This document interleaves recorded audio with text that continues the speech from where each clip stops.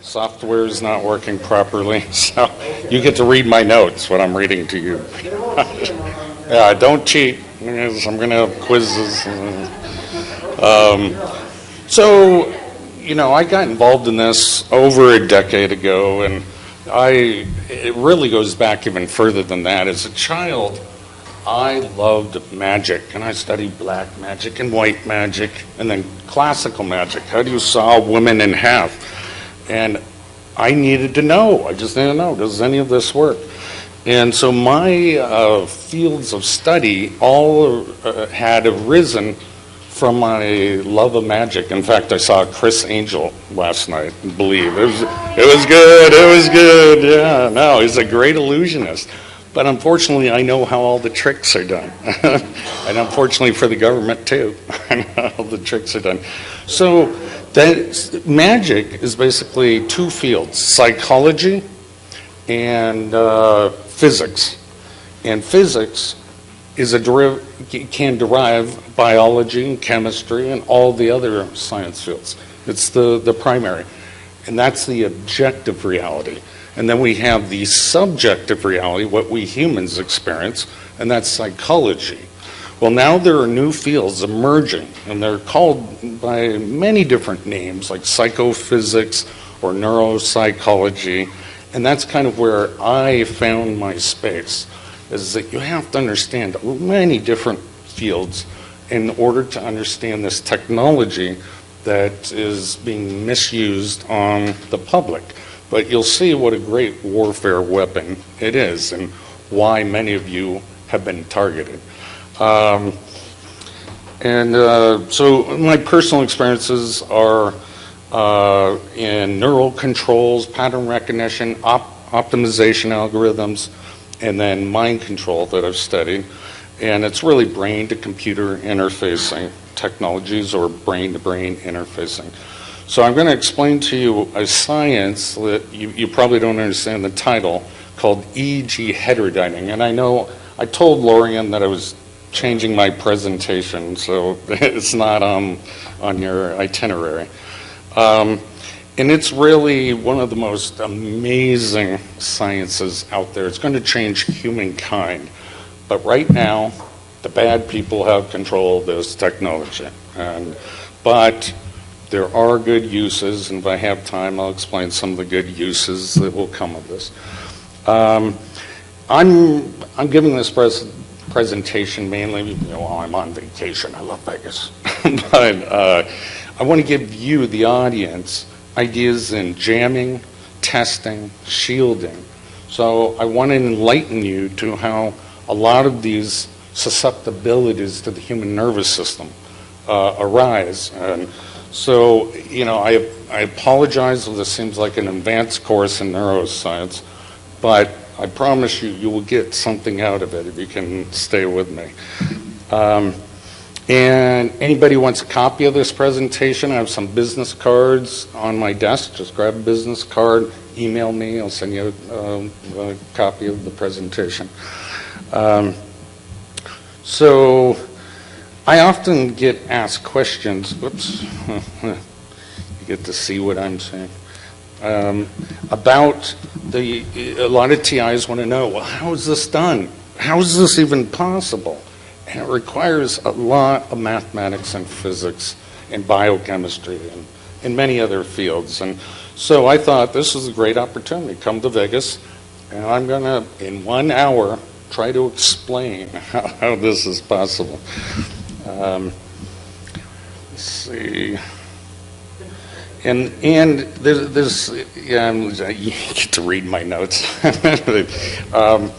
But this is the culmination of all human knowledge to create this weapon system. The atomic bomb, that's easy. They teach 3 ways to purify uranium, plutonium in high school. I know of 5 ways, and so that's actually an easy weapon of mass destruction. This is the most complicated weapon of mass destruction that has been created by humankind so far. Okay, I'm going to go on to the next slide. So what does EEG heterodyning mean?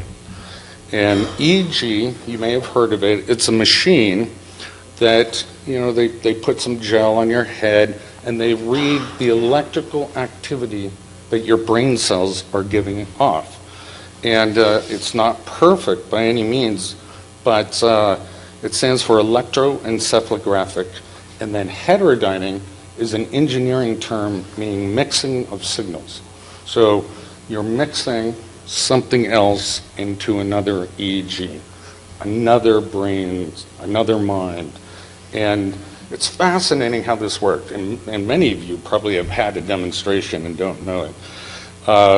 So I don't want any arguments for this presentation. I'm going to say the brain is the hardware that runs the software of the mind. And we all have slight structural differences in our brain, but we're all human. And the mind is the software program. Now, it's, of course,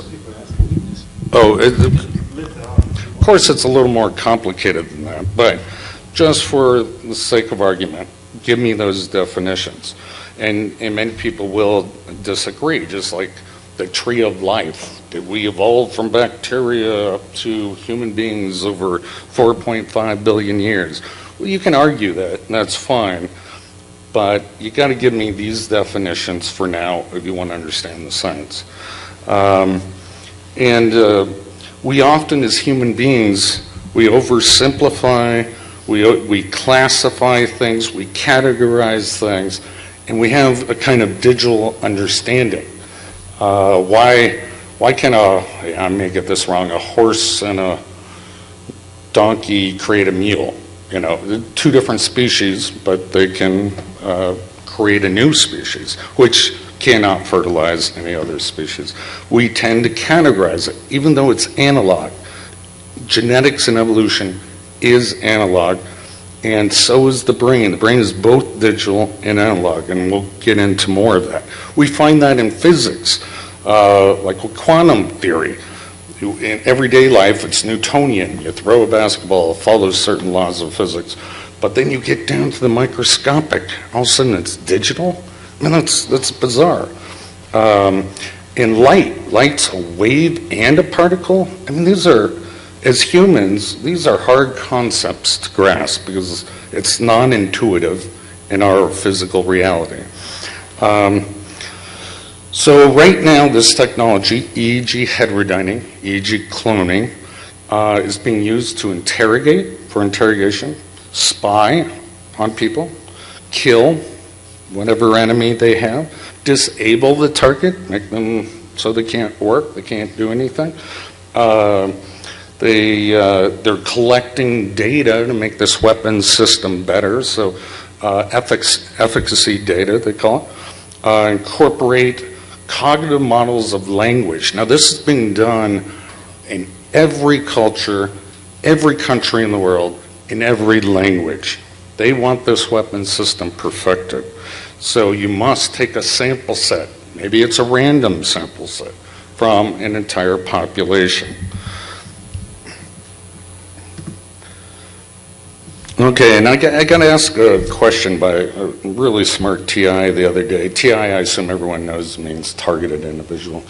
The cloning, they asked, what's the difference between EEG cloning and EEG heterodyning? Now, heterodyning is the mixing of brain signals, mixing of minds, multiple personalities. Cloning has two extremes. It's a specific case. So if you are the target and they clone their mind onto you, you're a human robot. You're a human robot. And they can't keep it that long. But I've interviewed over probably 900 targets, and they can do this. They literally will see what their handler is seeing. They will move their arms like a puppet, just like their handler tells them to. Now, the opposite extreme is also cloning. And it's when you clone the target onto the handler's mind. And that's for spy purposes only. So they know completely what you are doing at any moment. I'm washing dishes, and they can do the feedback. You're washing dishes, and I'm sure many of you have experienced that. But for now, looking at the technology, cloning, perfect cloning, can only be done with another human being or multiple human beings. The computers, right now, Japan has the fastest network of supercomputers, and it took 40 minutes to simulate 1 second of human brain activity. But there are many ways around this, and we'll get into some of the details. So you can't simulate just yet a full human being on a supercomputer, but there are many compression algorithms that I'll talk about. Let's see. So here's an interesting calculation. So if you're just using EEG probes on all the variation of human minds, we have pretty much a maximum of 2,000 hertz that gives rise to the structure activation. Now, that's kind of meaningless unless you have cognitive models, different cognitive models of every human being and every variation of their environmental influences and upbringings. So if you did have that, you multiply 2,000 by 7 billion humans, you can actually run it on one supercomputer. Kind of just an interesting calculation.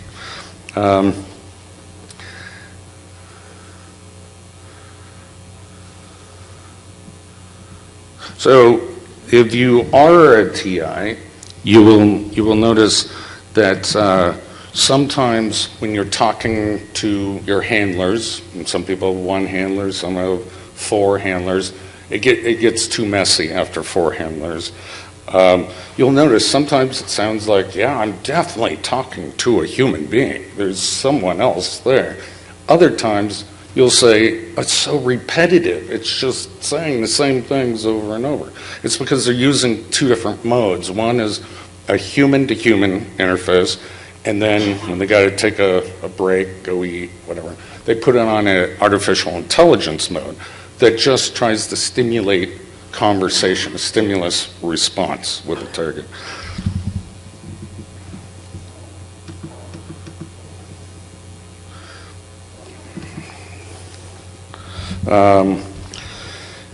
But really, the ultimate question, if you really want to be self-aware, you got to ask, what is intelligence? What is learning? What is consciousness? I mean, what makes you think that a dog isn't conscious and human beings are, for example? And it's a grayscale. And, we have political debates. When is a baby alive, and when can it be aborted? I mean, these are all grayscales of what is life, what is consciousness, what can feel pain and pleasure.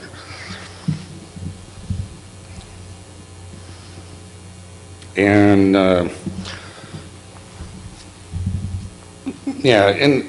really since birth, we have been trained. I don't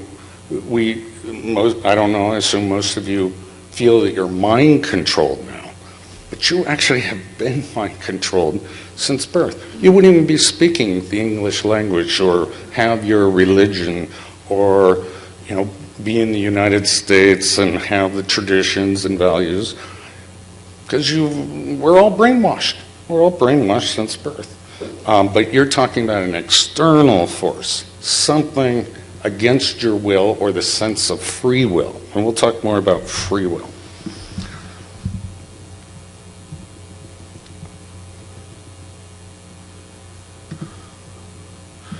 Okay, so what does EEG cloning, heterodyning look like?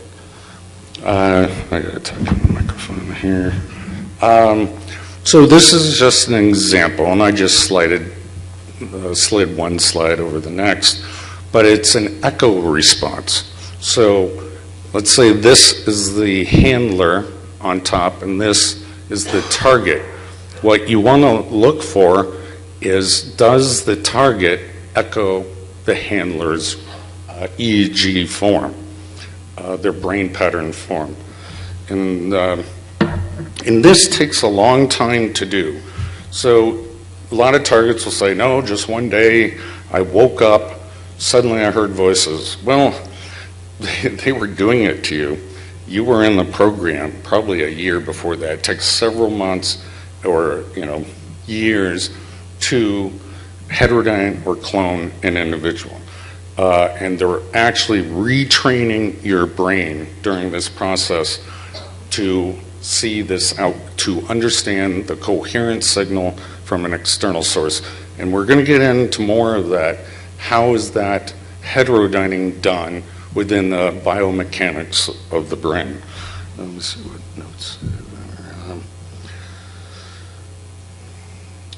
And yeah, so it's often called the brain or head echo effect. As the patterns are repeated, the brain will entrain to those patterns, so they have to be presented many times to the target before it learns the patterns. I mean, when you're a baby, there is hardwiring, to suck on your mother's nipple for milk. But throughout the rest of your life, your brain is rewiring itself to learn language, for example, and other things. And so this tries to usurp those control mechanisms within your brain and send an outside influence. And the military, for example, said, we can use this to drive our enemies into madness, but they have potentially good uses. I mean, you can train them to fly a plane or learn a new language, and this is really what I kind of study is accelerated learning. We spend a third of our life in school. Imagine if we could, get that over with faster. But that's also mind control. Learning is mind control. I worked on a paper for DARPA about 25 years ago on this topic, using a priori, it's a Latin term, just prior knowledge of one neural network model, and how can we get it into another neural network model, and then continue learning from that. The same model works for human brains as well.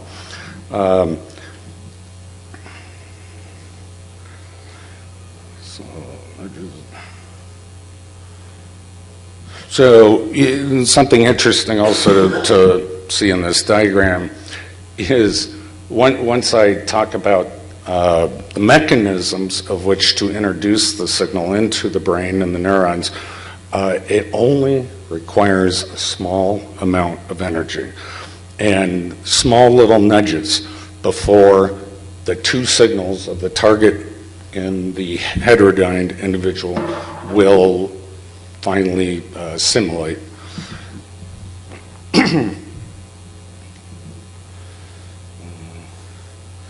So, I'll repeat myself later on, but a lot of targets say they can see flashing in their vision when they close their eyes. They can hear a pulsating tinnitus. Now, the only reason you do this, the U.S. Air Force did it, is because it synchronizes the signal. And there was a guy named John Alexander, Colonel John Alexander, and he did some research into psychic warfare and stuff, and they used a flashing signal and other mechanisms to entrain two people's brains, and he said secrets began to slip when our brains were trained and our EEG patterns became similar.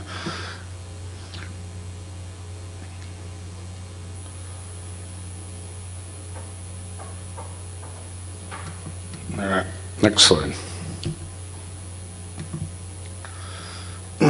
So this is another example. It's just continued. But the CIA had a program called Remote Hypnotic Intracerebral Control. And it used the electromagnetics, radio frequencies, and they tried to hive mind, and we'll talk about hive minds a little more, different individuals. And they want to try to align each of the EEG signals to look the same. Not exactly, because it's heterodyning. So each mind is contributing to the next mind. And the most they've been able to do this is successfully is about 4 to 6 people. So any more than that, it just becomes too schizophrenic. And the people don't become useful. A way to think of this is sort of like time slicing on a computer. I don't know how many of you are computer scientists, but you're running a different software program on the same computer. And this is how a lot of the old mainframes used to do it. And, well, even Microsoft does it that way.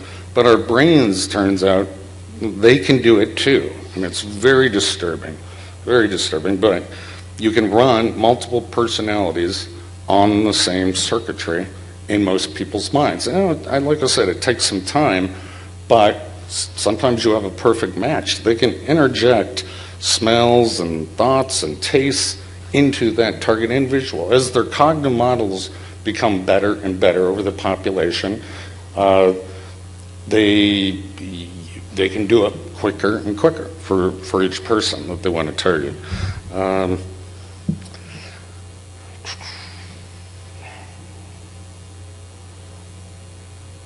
And it's kind of interesting. The CIA's acronym is inner cerebral control, and the reason for that is what differentiates us from the apes is kind of the outer cortex, the cerebrum, in the human beings. If you can interpret just those brain signals and you have the rest mapped, you can interpret sight, you can interpret everything that individual is experiencing or injected.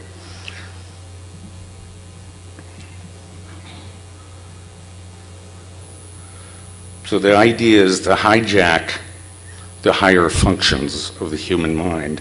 And you can imagine what a great military tool this is.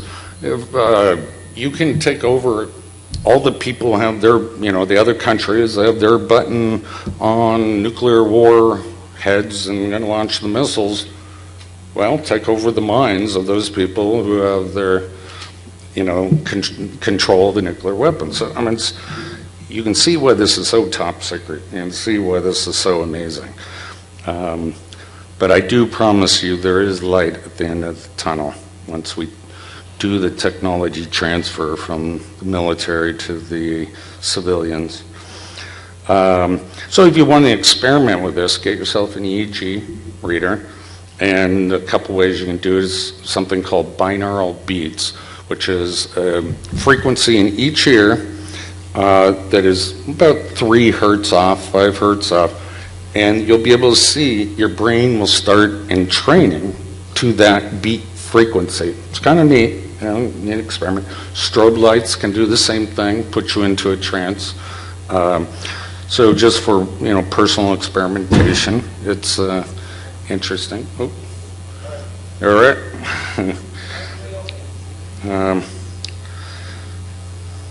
But if you actually want to prove, and a lot of you want evidence, this is happening to you, this is a very hard problem. Because what you have to do, and it's $1 million of equipment, and you have to have specialized signal intelligence expertise, you got to show a correlation from all the energy that your body is being subjected to. And we have different resonance frequencies due to our head shape and brain structure and a whole bunch of things. And you have to show that energy is causing an EEG change or functional MRI. You could use a different tool. And so it's really, for the average person, it's going to be very difficult to prove this. And you got to look across the power spectrum and correlate the brain changes to the power spectrum. And the power spectrum can be narrow bands, and there are many specific narrow bands that affect the ions. There are 4 ions that are used in signal communication in the brain. And you got to look at ultra wideband, which can do heating, and it can jump around, and everything in between. And we'll talk a little bit more about that.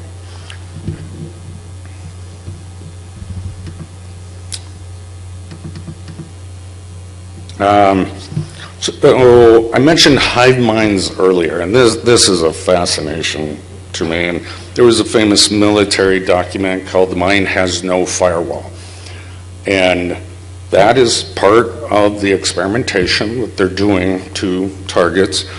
Is they're trying to see how group handlers can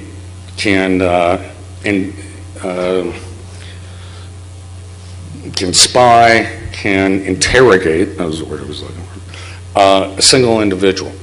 And without that individual, as you're going to see, it's sort of by communications to the brain network, without them being able to see or think or feel what the handlers are doing.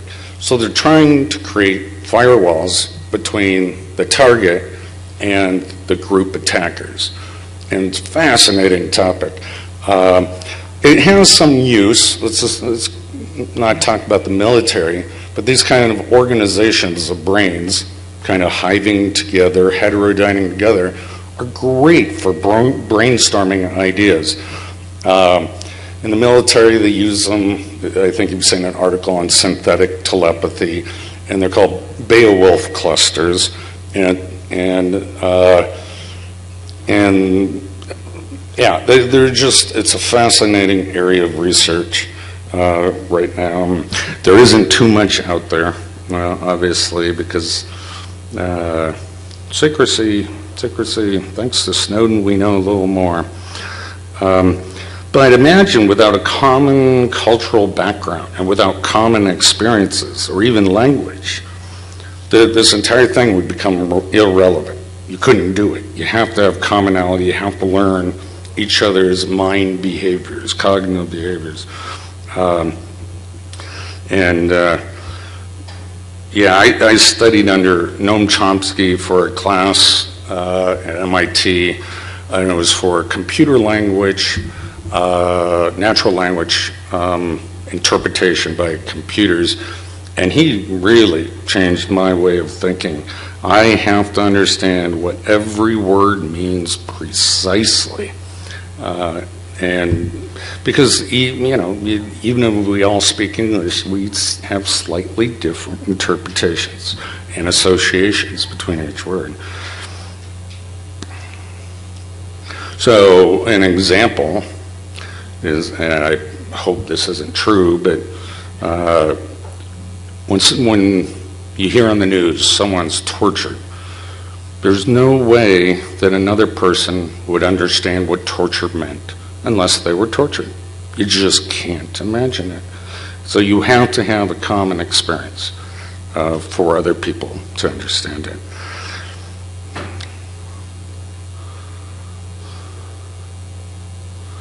And so it's kind of interesting that I know something you should do if you haven't done is get a sensory deprivation box or hire someone who has one and stay in it as long as you can. You're going to realize your sense of reality is going to evaporate within 4 days. You're not even going to know what reality is. Your daydreams, your night dreams as well, that will become your reality. And it's because we rely upon the five senses constantly, from hearing to sight to smell, to inform our brain what our reality is. And if you don't have that, it's easier for this to be done to you. Your brain will rewire because you have no external stimulation. All right, what does it feel like? What have TIs talked about? And it's described in many different ways. Demonic possession, the Holy Ghost and taking over me, alien abductions, or a kind of disassociation.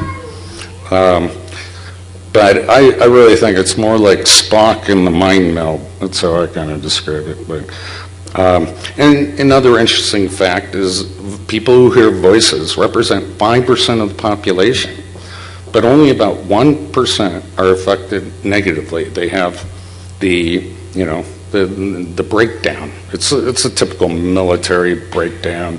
You're a worm, you're worthless, and then once you're broken down, then they try to build you up into a new form of thinking. Another example would be like losing one's senses. Well, we've all heard stories where someone's in a car crash and they lose their eyesight. Well, all of a sudden their sense of smell and their hearing and taste become more acute. And that's because the brain self-organizes. It will harness the excess neurons to focus and discriminate more on the stimulation and perceive the world through those means, those inputs. So it's exactly what you would expect with extrasensory perception. You would actually expect if you're adding in extra senses. And let me give an example. The Navy created a device with a tactile sensor, grayscale, that they put on the tongue.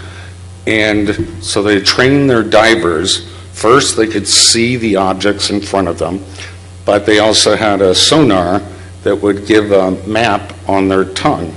And they eventually blind the divers, but the divers could see literally through their tongue. They rewired the mappings of the brain for vision. I mean, it's kind of neat. You can also do it with the back, and they do it with blind people. But when you look at a functional MRI, the same parts of the brain light up as vision after the brain relearns to look with its tongue, under that example. But the issue is, anytime you add a sense, artificial sense, you're taking away neurons from your other functions, just like in the reverse case of what I said. If you lose a sense, you become sharper in the others. You add senses, you become duller in the other senses. And here's another interesting fact. So voice hearers also have similar, not exact, same functional MRIs as schizophrenics. They're not identical, but they're nearly identical. And that's exactly what you would expect with EEG heterodyning. You are rewiring the brain to an external signal.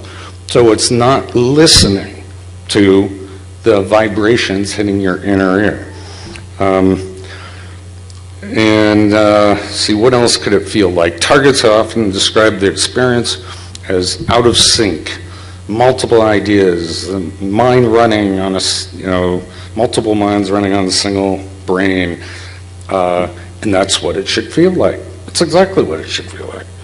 So there's no way for a psychologist to differentiate without very advanced equipment somebody who has naturally occurring mental illness and somebody who is targeted using this technology.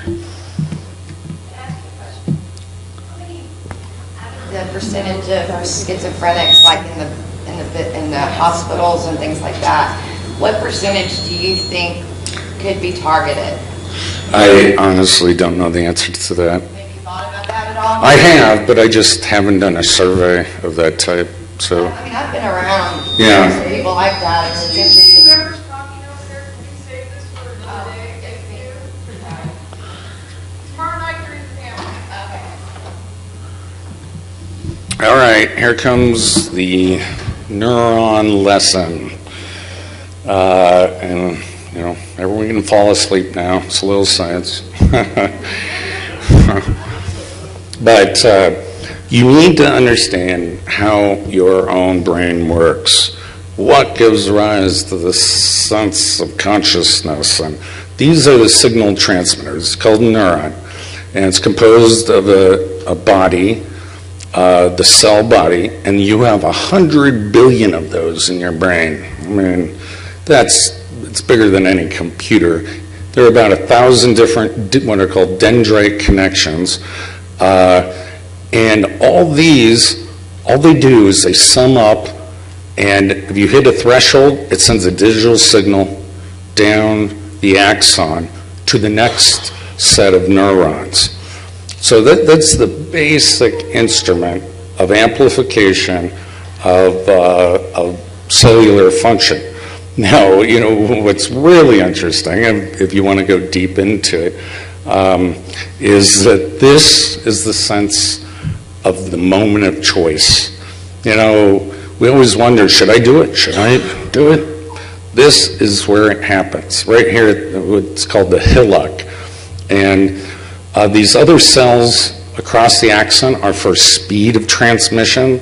They're by glial cells, and they create a myelin sheath which decreases the capacitance and increases the speed of the signal transmission.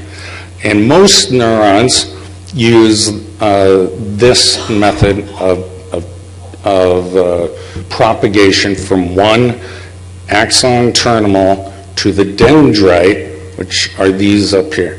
And it uses little sacs, calcium 2+ ion that delivers the neurotransmitter, and that's what those little dots are neurotransmitters.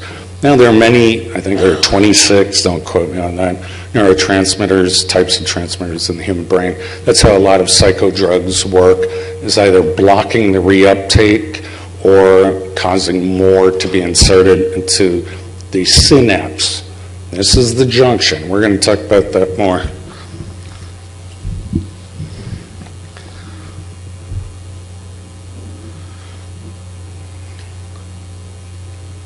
Yeah, okay. Okay, yeah, I don't know, this comment is appropriate here, but so there are many different types of neural nets in mathematics, artificial intelligence, which is my field, which tries to model the human brain as exactly as we can, and some of them are called self-organizing neural networks, some are called resonance networks, and they use slightly different mathematics, but they get the job done. They recognize and they filter, just like our brains do. The most important function that we do. If we did not filter out every stimulation that we have going into our ears and our vision and all our senses, we wouldn't be able to process it. This is the basic function of a neuron and neural networks, to be able to filter and recognize. Now, there are many ways to screw that up, and that's what is great in warfare, especially psychic warfare, is you want to change the focus of something, sensitize the person perhaps to, a color or a word. And anytime you're in a crowd at a party and you hear your name called, even if it's not for you, you'll listen. But if it's not your name, you don't pay attention. We've been sensitized to many different words throughout our life.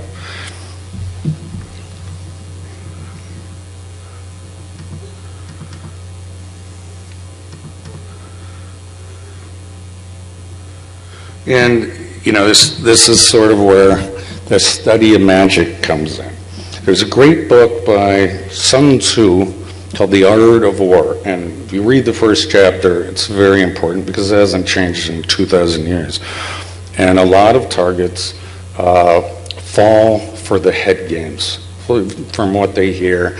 And it's sad because they don't have to make the wrong decisions. And it's part of the reason I wrote this book, short book, How to Tame a Demon, a short guide to organized intimidation, stalking, electronic torture, and mind control.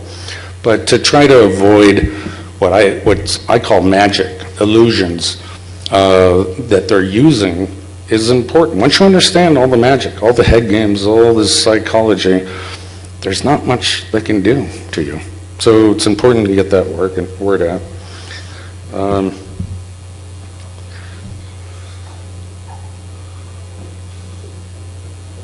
So, yeah, there are a couple examples in nature. And almost all military weapons have been designed based on the study of evolution and of nature. And there's a fish that sticks out its tongue, a big fish, and it looks like a worm to another fish. The other fish tries to eat its tongue, and it gets eaten by the big fish. There's an example of another fish. I want to say codfish. That's not right. But it hypnotizes its prey. It has skin that literally glows, white and black, going down, and the fish just are amazed and stunned, and then it eats it. So I kind of think of mind control and a lot of the games that they're using against TIs are this kind of trickery. So we're gonna let's see. Let me skip through. See. So now I want to talk about, now that you understand sort of the basics of how a neuron works, and remember you got 100 billion of those. Let's look at what are the weaknesses here. How could you influence that using any kind of energy? So, maybe going into too much detail, but the actual cell is called the bilipid layer, very thin, and it's across it is you use what's called the Nernst equation to tell what the voltage is in intercellular, extracellular. And it's kind of amazing. With only a few ions, potassium, chloride, calcium, you can create a 10 million volt per meter charge. And there are very few nerve cells that are that long, but that's an amazing voltage. So you could potentially change the dielectric. I don't know if this is appropriate. Let me say something else. I'm going to actually go to the next slide.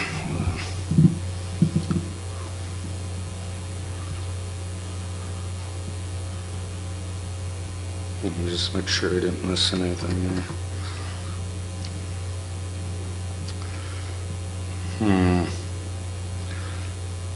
Okay, maybe I should say a couple things here. So what would happen if you wanted to modulate an external signal into a neural network, your brain? Well, there are a couple of things you could do. Okay, this is the synaptic channel. Now, microwave energy, such as the microwave hearing effect,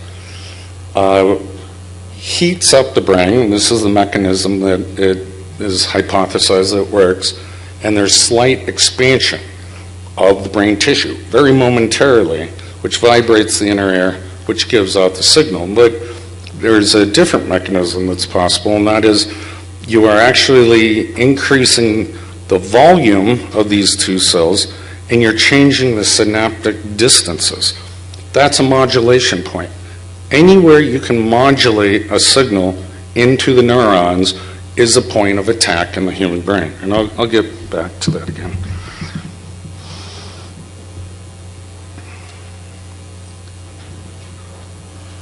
How am I doing on time? 8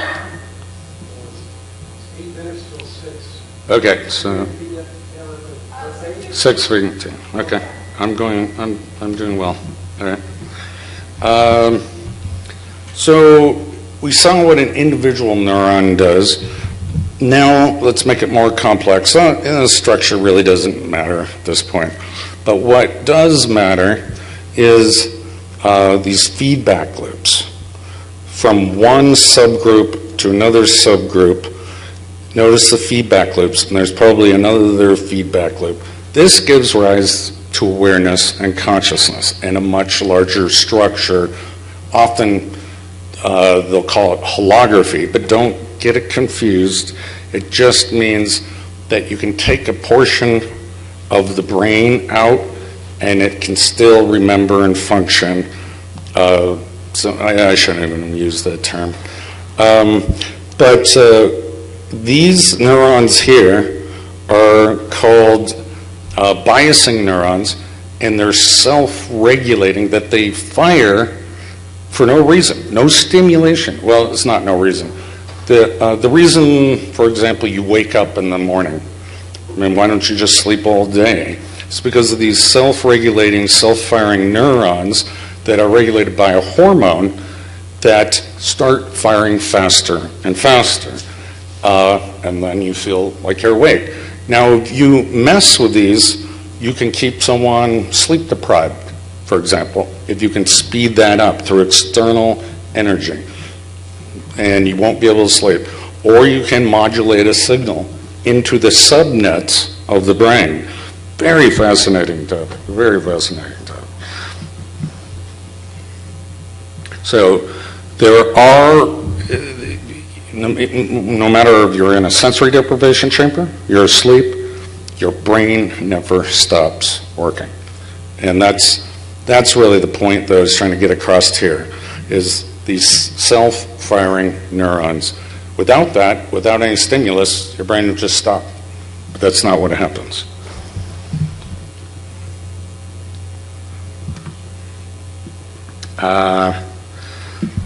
So this is another, just a model, another diagram.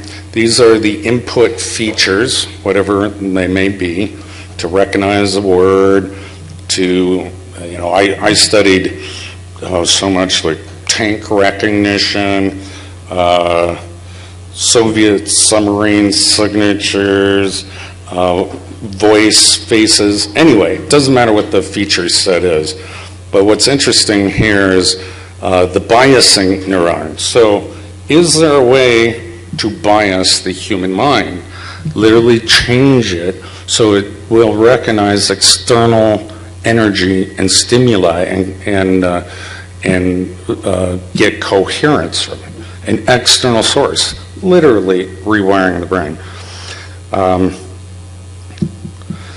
So what symptoms might we see in TIs? Well, we see sleep deprivation, or we see forced sleep. And this would be from the excitation of these non-input self-firing neurons.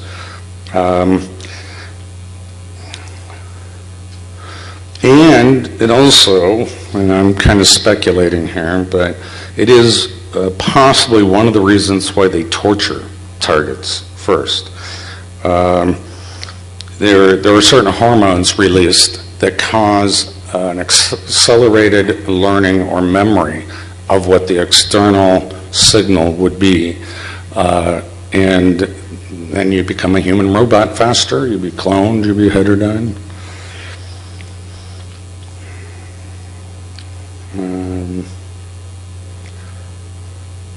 Well, and there are good uses of knowing this. You could possibly awaken someone from a coma.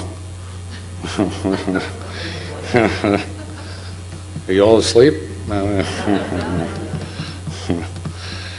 are other ways to do it. Changing the DNA expression code, which will change the number of ion channels, both passive and active, and that would alter the bias, increasing the attenuation of the radio receiver. So there are several ways, and I'll even talk more about this. And it's unknown right now this is done. We have no medical evidence, so we don't know. But I just want everyone to think about the weaknesses of the human nervous system and the various ways to modulate a signal within inside of it.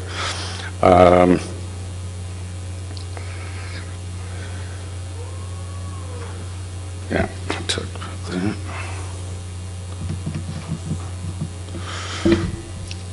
And yeah, I don't know if I'm going to mention that, but it is a good question of one of you asked me with the expert panel that I might answer, isn't there a problem with EEG heterodyning at 1,000 miles, let's say? Satellites or ionic spheric bounce or longitudinal waves across the Earth. Is there a problem due to the lag time of reading and receiving the signal? And it turns out no, as long as it's within like a tenth of a second, which that's the speed of light around the Earth. So, but we can get into more details about that.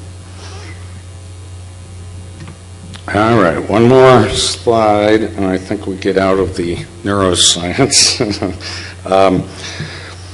The actual neuron, remember I said, was both analog and digital. And so this is the way it's modeled in mathematics, is you get a bunch of input pulses from the previous neuron, and it gets summed if they arrive in roughly the same order. And if the voltage is just above whatever the threshold voltage is, then the neuron fires. Boom, sends the signal to the next set of neurons. And so this threshold itself can be altered and adjusted. But mostly what's going on, and I'm not going to go back to the previous slide, is the intensity of the summing junctions. Remember, these were the dendrites, summing junctions from other nerve cells, axons. These alter due to Hebbian learning, and they can be inhibitory, they can actually decrease the voltage, or they can be excitatory. And these learn over time. If it's a good connection, it will weight it more, so we'll have a higher voltage, more of an influence on whether this nerve cell fires or not. So just kind of wanted to give you a basic understanding. And there are a lot of diseases that occur if the threshold is too low. If the threshold is too low, you're going to see fibromyalgia, maybe mania, maybe schizophrenia, sleep deprivation. So another point of interest is how do you manipulate this threshold on the neurons?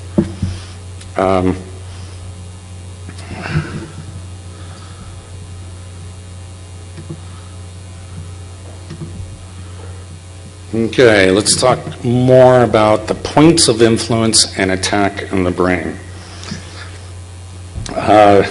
If you can change the neurosignal propagation speed, this is another modulation technique.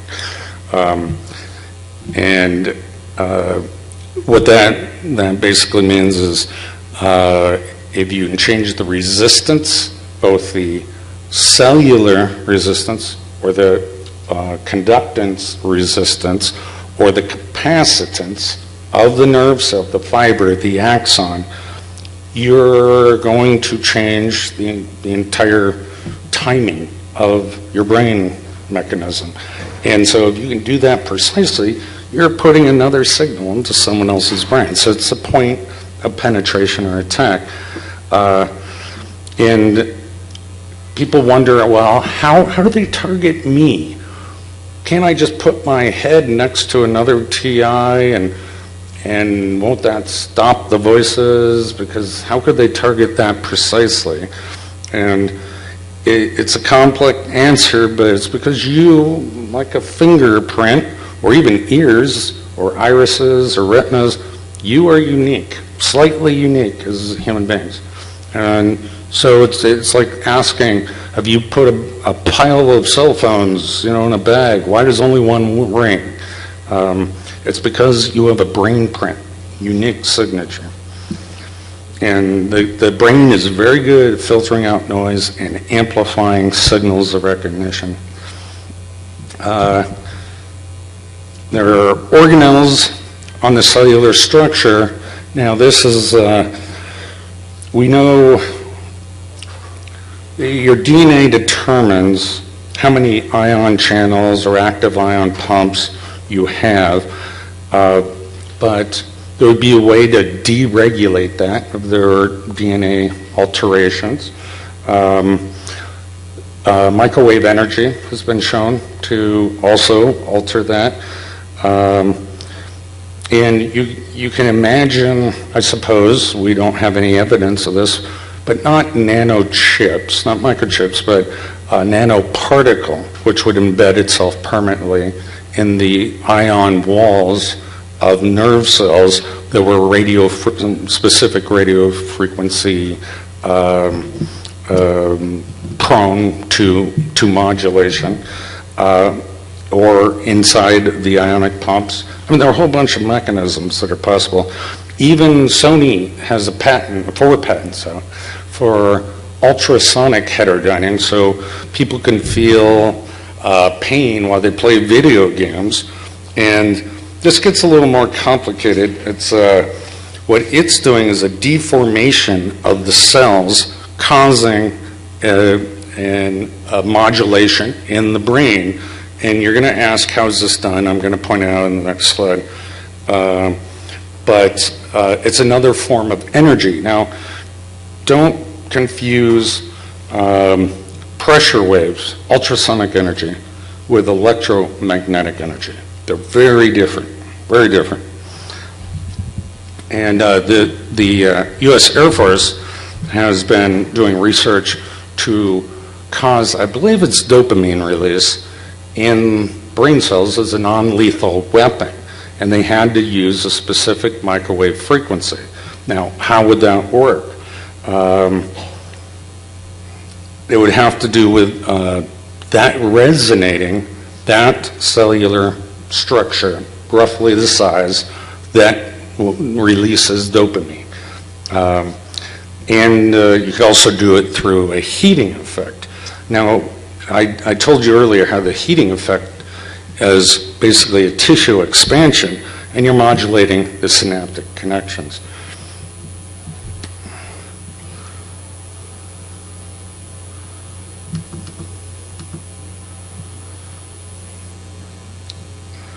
And even magnetic fields, I should put up a slide with the actual ionic pumps that is used in axonal signal propagation. But magnetic fields have shown to alter, fluctuate the pulse, and that's another way to heterodyne. It's another way to add an external signal into the system. This is why the mind has no firewall. There are so many ways to do it.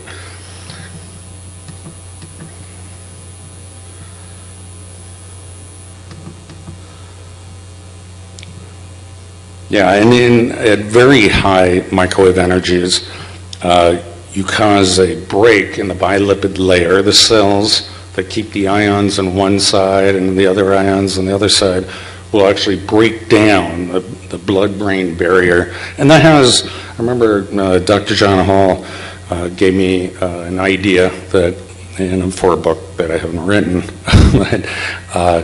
that this could be a way to add medication directly to cell that is necessary.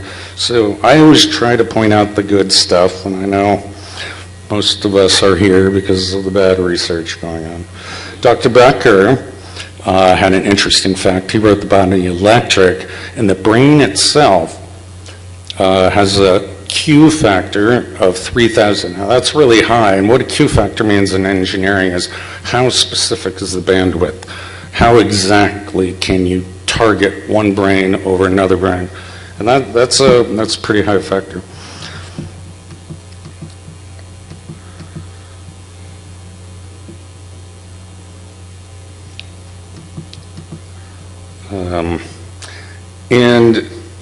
I've been talking about the biochemical mechanisms of targeting a brain.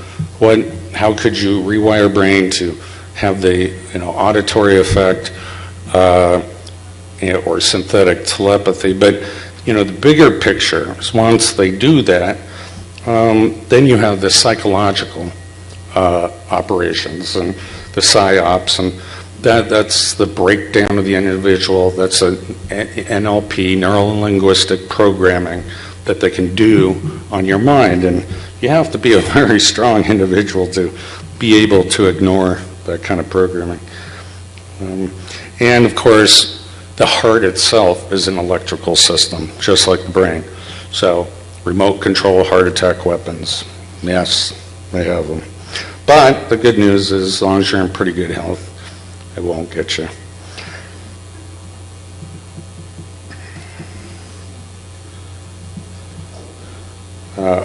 And just one last comment.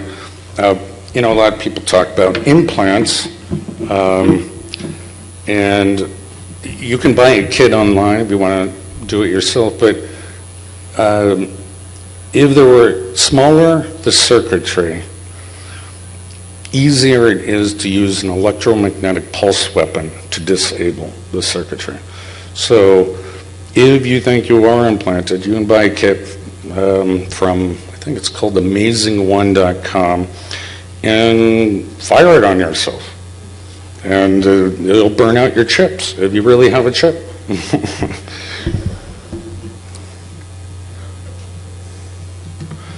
All right. Looks like I'm going to have to speed along here a little bit. So some examples. How can this be done? How can someone be targeted? Now, there's a medical instrument in Stanford called the gamma knife. And what it does is it sends a gamma ray from many different parts of the head. And it passes well through all the brain, the neurons and the cells without harming it till they all focus on one point. And that's where the tumor is, and they burn it out. So how can it be done that energy can pass through everybody, the walls, and then target one individual? Let's give you some idea. And one other point, I'm going to have to speed up a little bit, that I wanted to show is the difference between ultrasonic or sound waves penetrating the brain and stimulating them is very different than electromagnetic energy. It's a pressure wave, the sound waves. This, you can create what's called a circular waveform. Light has a polarity to it, and you can create a circular waveform. And this is important because it gets rid of the problem of directionality. How are you going to affect every axon if it's directional? If it's only one way, it wouldn't work as well unless it's just a type of heat. They call it SARS, specific absorption rate. So just wanted you guys to think about that circular polarity is often used. And let me show you some of the setup here. So this is, these are both phased arrays. You probably recognize that one. That's HARP. This is another one, England. They're all over the world. They claim HARP's going to be shut down shortly. I don't know. But mind control happened way before HARP was built. It was built in 1991. TIs started coming forward in about the 70s. And then it progresses for each war. And then after 9/11, a whole slew of TIs come forward. But what's interesting about this is how you create circular waves. And more importantly, this is something called beam steering. So I did a lot of research on this for the DOD and whatnot. But you can create a very narrow beam. And these are called side lobes, but you can take them away. And so people ask, well, how could an antenna like that shoot a straight beam? Well, it's due to mathematics, basically, called beam steering and phased arrays. Now, it works in reverse as well. So you can find a flying plane or a submarine and exactly locate it. And I'll just tell a short story. I remember when I was a scientist working for a top secret project for the Navy, I just said, I need more data. I need more signatures for the neural networks to recognize these chips. They almost caused an international incident. It's like I didn't need the data that badly. So it doesn't surprise me that some scientist somewhere said, I need more data. Well, we'll just target 10,000 people around the world. No problem.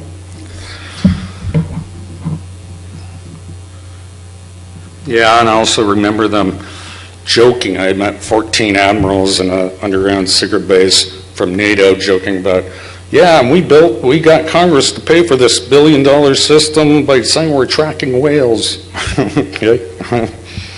So don't trust your government.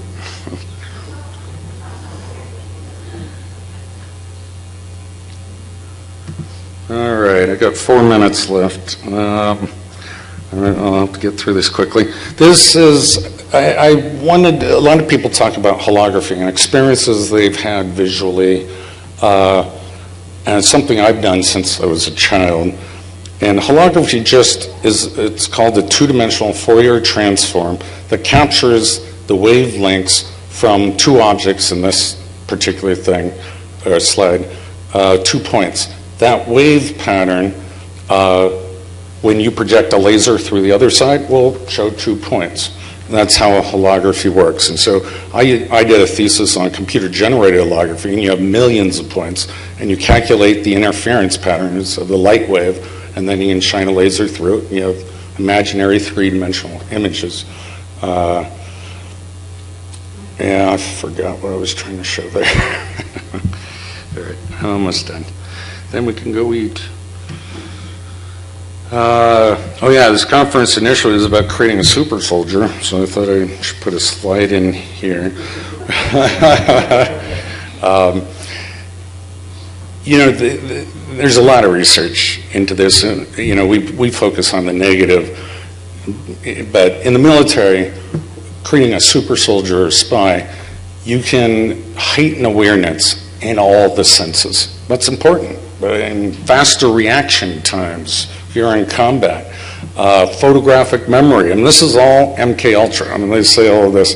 Hive mind operation. You communicate with your fellow spies and organize an operation,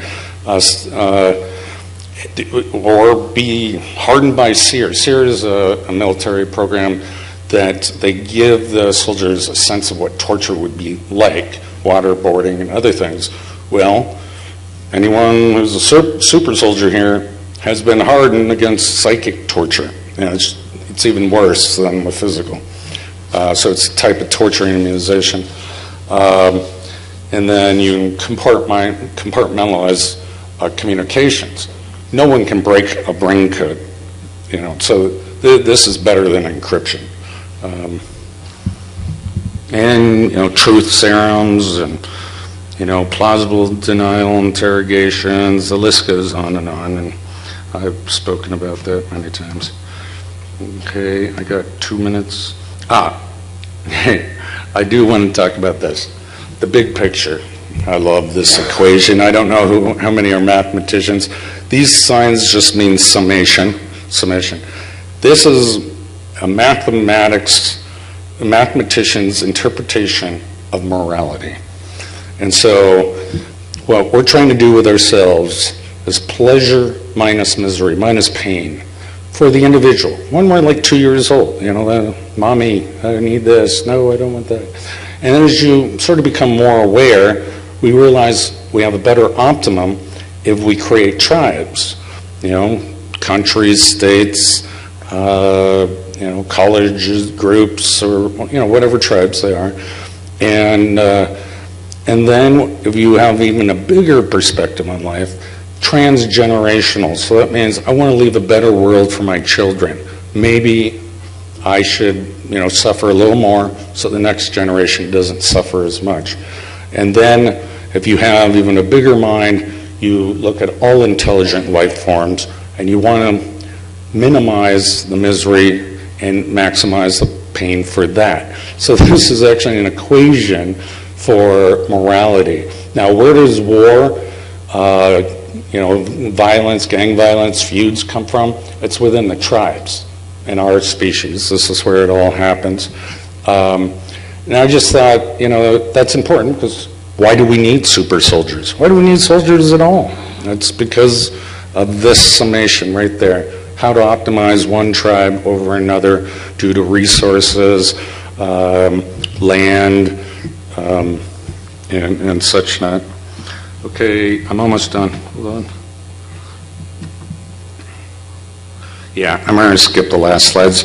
But something I study is called emergent minds, and it's using genetic algorithms. So, I don't know if you believe in genetics or evolution, but it's a form of intelligence. So are neural networks.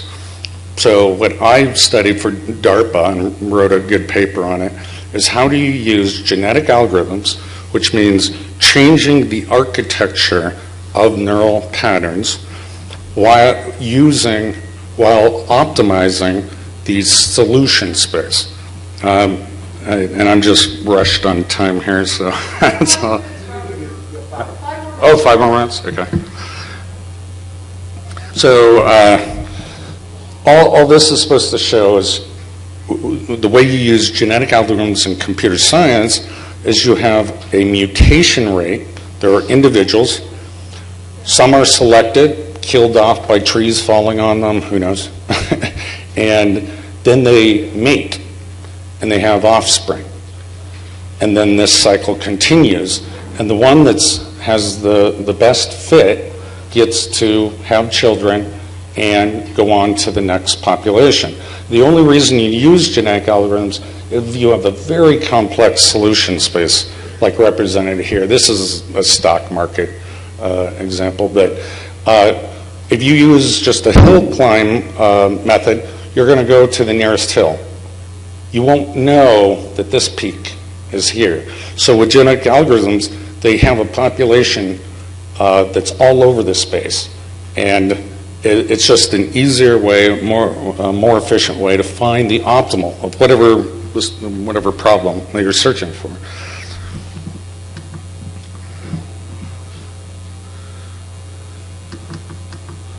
Okay, almost done.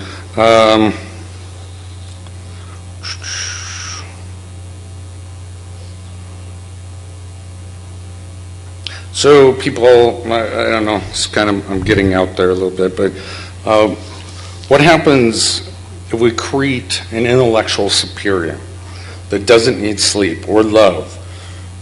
We keep with the robots that we're creating, keep us around as pets. You know, with all advances, there's a great potential for the improvement of life or the peril that we are enslaved or eliminated. So I say to all of you, we must stay vigilant and discuss the morality of what we are doing with science before it's too late. And I love this slide because this helps one to see the bigger picture.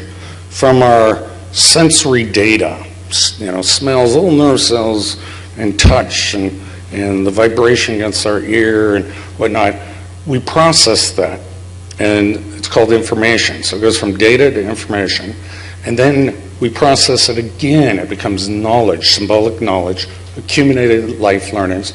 And then if our grandfather or somebody told us what happened to them, that's transgenerational knowledge.